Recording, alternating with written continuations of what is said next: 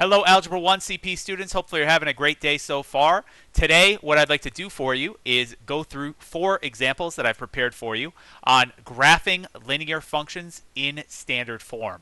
Yesterday, if you recall, I taught you the process for how to graph something in standard form, but only ran through a couple examples. Today, I really want to focus on doing more examples and doing more examples just so you get that extra practice, okay? So, like I said, I'll go through these 4 examples with you, and then we'll be able to call it a day. Should be nice and quick and easy. Remember that when we're graphing functions in standard form, there are really 2 main strategies that you can employ in order to solve these things. The first of which is that you can you can find the x and y intercepts of the graph, and if you find the x and y intercepts of the function, you plot them on the coordinate plane, and you can just connect them to create your line. The second of which is if you convert your standard form equation to a y equals mx plus b slope-intercept form. Once you're in slope-intercept form, we know how to graph things in slope-intercept form. You start at the y-intercept and follow the slope. Whichever of those 2 methods you want to use for graphing in standard form is entirely up to you. I'm going to do all 4 of these problems both ways, so you'll be able to see both methods at work. Again, whichever of those 2 techniques works for you, feel free to run with that. All right, so starting with the first problem here, I'm going to do the first technique of finding x and y intercepts in green, and I'll do the second technique of converting to y equals mx plus b in red. And you'll see that no matter which technique you use, you end up with the same line in the end. So starting with this first problem here, right?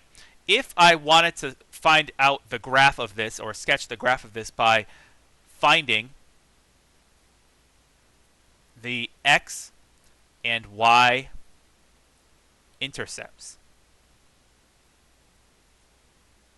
Remember that if you're on the x-axis, as any x-intercept is, the y-coordinate of any point that's on the x-axis is 0, correct? So to find where the graph hits that x-axis, what you want to do is set y equal to 0.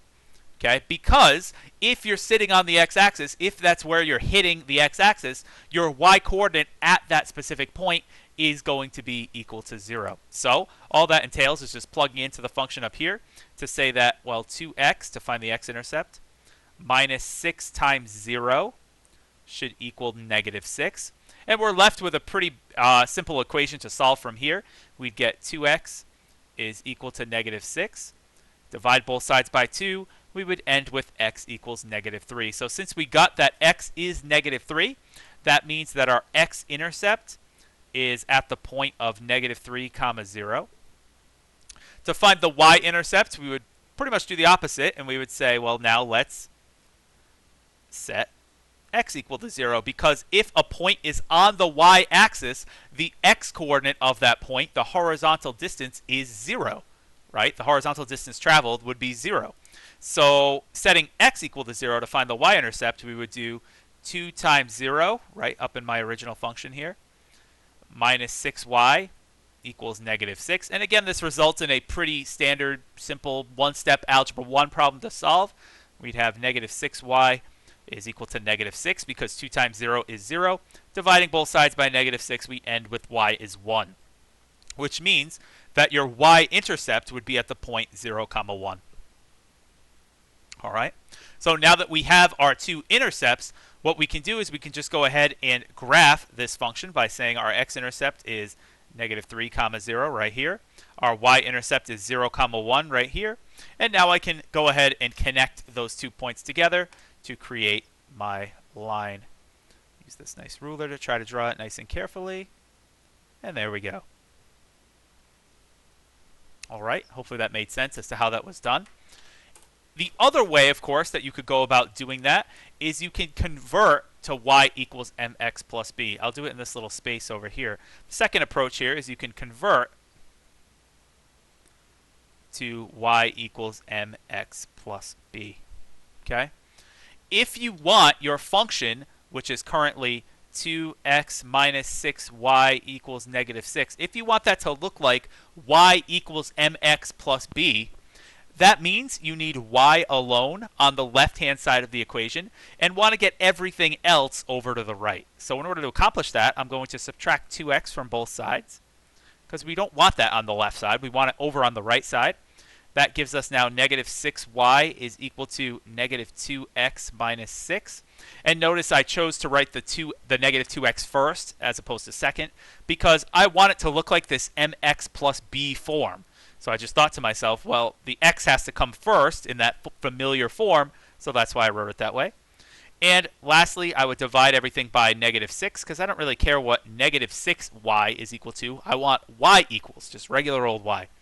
That would give me y equals negative 2 divided by negative 6 is going to be 1/3 x. Negative 6 divided by negative 6 plus 1. And if you notice, if I graph the function of y equals 1/3 x plus 1, I would start at my y-intercept of 1. I would follow my slope of going up 1 over 1, 2, 3. If I wanted to extend my line in the other direction, I would go down 1 over 1, 2, 3. And you would notice very quickly that, hey, we just end up with the exact same line that we got before. Hey, not bad without a ruler. So no matter which technique that you use to graph, you do end up with that same image. All right, hopefully that made sense. Keep in mind with any of these graphs, you will be asked to identify the slope, the x-intercept, and the y-intercept. Both of these approaches have pros and cons. If you notice, in the first approach, you're given the x-intercept and y-intercept right away, and you'd have to use the picture to find the slope. You would notice you go up 1 and over 3.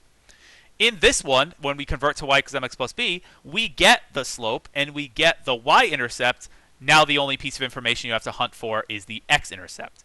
So in my past experience with Algebra 1, it's been pretty 50-50 as to whether students prefer this approach or prefer this approach. This one, it's like, yeah, I just have to set equal to 0 and solve two little equations here.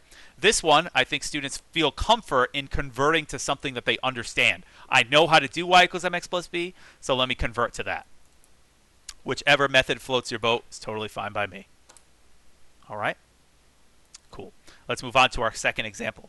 Our second example is 4x plus y is equal to 2. Once again, if we wanted to do this by finding the x-intercept, I would set y equal to 0, giving us 4x plus 0 is equal to 2. That means that 4x would be equal to 2, and dividing both sides by 4, we would get x is equal to 2 over 4, which reduces to 1/2, or 0.5 if you prefer. Meaning that our x-intercept is at the coordinate 1/2, or 0.5, comma 0. To find the y-intercept, I would set my x-coordinate equal to 0, because if we're on the y-axis, then the x value would be 0. So we would get 4 times 0 plus y is equal to 2. And this is like the easiest of easy equations because 4 times 0 is 0. And we just get y is equal to 2, meaning that our y-intercept is at 0, 2. So I can plot my x-intercept 1/2, 0 right about there. Try to be as accurate as possible. 0, 2, our y-intercept we can put right here. And I can go ahead and use a ruler to connect that stuff together and draw a nice straight line like this. There we go. All right, and that would be the graph of that function. If you instead chose to convert to y equals mx plus b, well, let's see what that would look like. Again, the goal is to make it look like y equals mx plus b, meaning you want your y on the left-hand side by itself. In this particular problem, it's nice in that there's really only one step to do. It's just to subtract 4x from both sides, and I would end up with y equals negative 4x plus 2. Notice again, I'm electing to write that negative 4x first because we want it in this form of y equals mx plus b. This matches that form mx plus b now. Okay. From that, we would be able to extract that our y-intercept is 2. Our slope is negative 4 over 1. And so I would do exactly that. And I'd start at my y-intercept of 2. I'd follow my slope down 1, 2, 3, 4 over 1. Remember that -4 for the slope means we're going down. We always still go to the right, though. Don't make the mistake of moving to the left. If I wanted to extend the line in the other direction, I could follow the slope in reverse, up 1, 2, 3, 4, and to the left 1 like that. Notice that would preserve that straight line pattern, and I end up with the exact same drawing as I did before. So whichever way you want is totally fine. Okay? Again, the slope would be -4. You could see that from here if you see how you go from one point to the next point. Your x-intercept is right here at 1/2. Your y-intercept is right here at 2. 2 more examples to go. We're halfway home. Hopefully things are going well so far. Let's step it up a little bit. These problems are a little trickier. Okay? Starting with the first one, 8x minus 5y equals -20. Once again, let's try to do it by finding x and y intercepts. To find your x-intercept, we'll set y equal to 0, giving us 8x minus 5 times 0 is equal to -20. Well, -5 times 0 is 0, so we would get that 8x should equal -20. And dividing both sides by 8, we will get a fraction, but it's definitely one that we can reduce. I get x equals 20 divided by 8. 20 divided by 8 we can reduce by a factor of 4, and we would get that that's equal to -20 over 8. -5 over 2. Right? Don't drop that negative sign. I almost made the mistake of dropping the negative in front of the 20. -20 over 8 is the same as -5/2, or if you prefer, -2.5. So I can say that my x-intercept is -5/2 or -2.5 if you prefer, comma 0. To find my y-intercept, I'll set x equal to 0 this time and say that 8 times 0 minus 5y should equal -20. Again, just to explain one more time, for the x-intercept, we set y equal to 0 because a point on the x-axis would have 0 as its y-coordinate. For the y-intercept, we set x equal to 0, the opposite, because a point on the y-axis would have an x-coordinate of 0, no horizontal movement, right? Anyway, we would get -5y is equal to -20. Dividing both sides by -5, we would get that y is equal to -20 divided by -5, or +4. Good with that? That would mean that our y-intercept is at the point 0, 4. All right, very good. Now I can go ahead and put those 2 points on the graph here. We have -5/2, -2.5, and 0, 4, 1, 2, 3, 4 right here. And I would go ahead and connect them together, and I would end up with my lovely linear function. Just like, oh, rats. Move the ruler a little bit. Not my best work, but there you go. Just like that. Okay. If I went with the other approach, I would go ahead and say, if I want to convert to y equals mx plus b instead, we could start with our 8x minus 5y equals -20. I need to get y alone on that left-hand side, so let's subtract 8x in order to eliminate it from the left-hand side and move it over to the right. That gives us -5y is equal to -8x minus 20. And lastly, I would divide everything by -5, which gives us y equals -8 divided by -5. We can't really reduce that, but negative divided by a negative is a positive, 8 over 5x. -20 divided by -5 plus 4. All right. So this is a tough one to graph on our little picture here, realizing that we're kind of out of room. But we would start at our y-intercept of +4. I would go up 8, 1, 2, 3, 4, 5, 6, 7, 8, and over 5. We would find that if you actually did it, you'd be on the same line. Actually, you could see it if you followed the slope backwards. If you went down 1, 2, 3, 4, 5, 6, 7, 8, and left 1, 2, 3, 4, 5, notice that will fall right in line with the path of my linear function. Right? Ideally, if we had a bigger graph, we'd be able to show that off better. But that's the idea. You end up with the same line regardless. Again, to graph y equals mx plus b, this is our y-intercept, and this right here is our slope. And again, slope is rise over run. All right, vertical change of 8, horizontal change of 5. As I brought up last time in class, a great way to check to make sure you're doing this correctly is, number one, all of your information should show up in the graph. The y-intercepts of 4 should be reflected in the image here. The positive slope should be reflected in the image here. And we should notice that, again, if you graph in both of these ways, it's a great way to check your work as well and say, okay, I did it 2 different ways. I ended up with the same graph. If you're ever in doubt, or maybe on an assessment, you're not sure, maybe you have some extra time and you're not sure as to whether or not you got the graph correct, well, try to graph it the other way, and you might see that, oh, I ended up with the same graph both ways. It's a little bit of reassurance. Okay. In fact, if you do it both ways and get different graphs, that could be reassurance in the other direction that, oh, maybe I did make a mistake. Okay. Last one here, we have 5x minus 2y is equal to 0. Again, if we did this by finding x and y intercepts, I would say, well, my x-intercept, let's set y equal to 0. 5x minus 2 times 0 equals 0. Well, this one's kind of interesting because we're just looking to see, when does 5x equal 0, or 5 times some number is equal to 0? Well, that number would obviously be 0. Because if we divide both sides by 5, 0 divided by 5 is 0. Meaning that our x-intercept is at 0, 0. Interesting.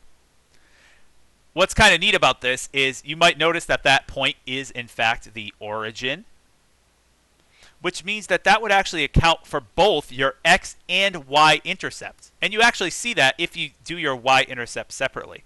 If you did your y-intercept separately, plug in 0 for x, you would get 5 times 0 minus 2y is equal to 0. And the same exact thing would happen. You would see that negative 2y would equal 0, and so y would equal 0. And your y-intercept would match your x-intercept in this case, and also be 0, 0, because that point is the only one that intersects both the x-axis and y-axis. So if you get that one of your intercepts is the origin, you can say, oh, well, that means both intercepts are the origin. That point would be both the x-intercept and the y-intercept. All right? Now, the question you're probably left with is, if I get that point for both my x and y intercepts, how the heck do I sketch a graph? Like, how do I know what the slope is going to be? That's a great question. And that's why sometimes with certain problems, it may be better to prioritize one approach over the other. If I go ahead and actually convert to y equals mx plus b, we can actually see what that slope is supposed to be. Notice, if I convert, I would say 5x minus 2y is equal to 0. To get y alone, we would subtract 5x from both sides. We'd get negative 2y is equal to negative 5x plus 0. I'm just going to leave it alone. Dividing both sides by negative 2, we would get that y equals negative 5 over negative 2, or positive 5 halves, times x. Meaning that from this point that we figured out, our x and y intercepts, I would go up 1, 2, 3, 4, 5, and over 1, 2. Right there. Okay? And I would see that if I follow it in the other direction, I would go down 1, 2, 3, 4, 5, over 1, 2. And I'd be able to draw my nice function just like that.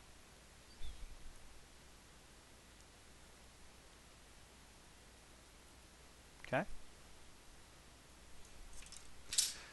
Cool. Now, one lingering question that I'm sure you have is, you probably said to yourself, well, hey, Mr. Giorgio, I thought that you said that I could use any of these two methods in order to accurately sketch this graph, right? Didn't you say that? It doesn't matter which one we pick because we can go ahead and graph things in either way. And now you're saying, well, with this last problem, it seems like you wouldn't be able to graph that last problem using the first approach. Well, there's one piece of information that I haven't told you yet that I'm going to tell you right now. Okay, one last thing to add to your notes, and again, another piece of information, another way to check your work is to say that the slope of any linear function in standard form, and again, standard form is ax plus by is equal to c, right? The slope of any linear function in standard form can be found by doing the opposite of a over b. That is the slope of any linear function in standard form. Notice it's negative a over b. And we see that reflected in all of the functions that we've done so far. Notice, here's a, here's b. The slope that we ended up with of 1/3 would be negative a over b is negative 2 over negative 6, which is 2 over positive 6, which reduces down to 1/3. Pretty cool. We could say the slope here, 4 is my a, 1 is my b. The slope is negative a, that's right, negative a over b, or negative 4 over 1, which is negative 4. That's exactly what we saw the slope was. Pretty cool stuff. Over here, I can say, well, 8 would be my a, 5 would be my b, negative 5 would be my b. We'd say that the slope is negative a over b, which would be negative 8 over negative 5, or positive 8 over 5. Exactly what we saw when we converted to y equals mx plus b. Lastly, over here, I have 5 would be my a, negative 2 would be my b. I would say that my slope could be negative a, negative 5, over b, negative 2, or positive 5/2. Exactly what we saw down here. So you don't, is that really necessary in order to graph? I suppose not, but it's just another way that you can check your work if you understand that the slope of any function in standard form is negative a over b. And actually, it assists with this approach, with trying to do this approach with something that goes through the origin. You actually have to know that you can obtain the slope in this way in order to use this first approach. Okay? Something else that's kind of cool, one last piece of bonus information, is the fact that if you wanted to convert to y equals mx plus b, you know that your function is going to be y equals the slope times x plus the y-intercept. And so a way that you can actually do that as a little shortcut is you can say to yourself, well, let's find the y-intercept by doing this approach here. Find our y-intercept is 4. Let's find the slope by doing negative a over b, which we get in this case is 8 over 5, and then just fill in my formula accordingly to say y equals the slope, 8 over 5, x plus the y-intercept, 4. Kind of a cool approach to do. It's definitely a shortcut. I don't know if I'd recommend it if you're having difficulties with this. I definitely recommend focusing on the basics and the fundamentals. But if you can see those connections, it can help make this a little bit faster. All right, so consider that a little piece of bonus information for you. All right, I think we've gone on long enough about these standard form graphs. Please try to practice some problems on your own, though. Practice will make perfect. So I wish you the best of luck. If you need me for anything, please feel free to reach out. But other than that, have a fantastic rest of your day, and I will see you when I see you next. Take care, everyone.